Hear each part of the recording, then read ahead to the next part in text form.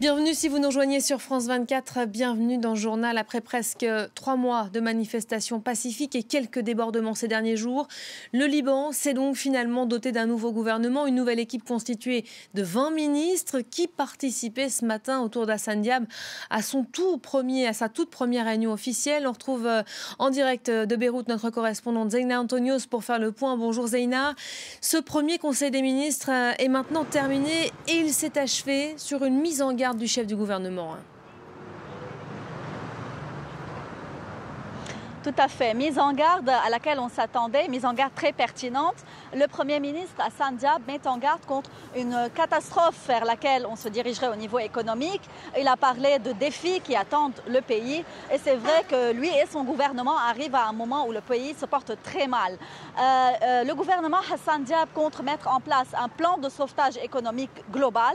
Que pourrait contenir ce plan de sauvetage? En gros, les grandes lignes, ce serait d'abord répondre aux inquiétudes des Libanais face aux restrictions du secteur bancaire. On a vu des restrictions sur le plafond des retraits, une crise des liquidités, notamment en ce qui concerne le dollar américain, très utilisé au Liban.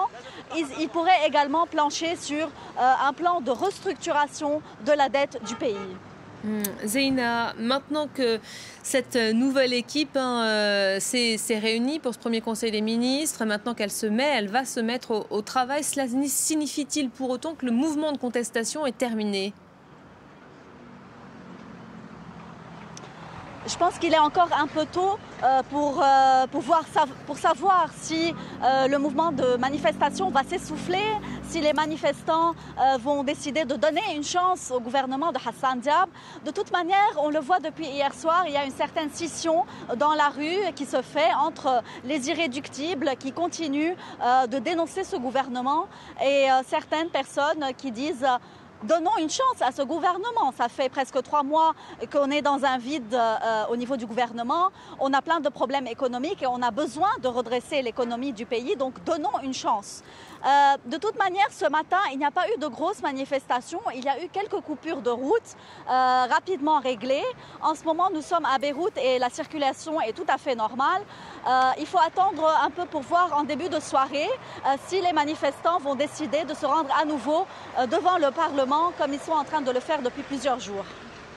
Et c'est souvent effectivement à la nuit tombée que les affrontements éclatent entre contestataires et forces de l'ordre. Merci beaucoup Zeina Antonios, on ne manquera pas de suivre attentivement l'évolution de cette journée Zeina.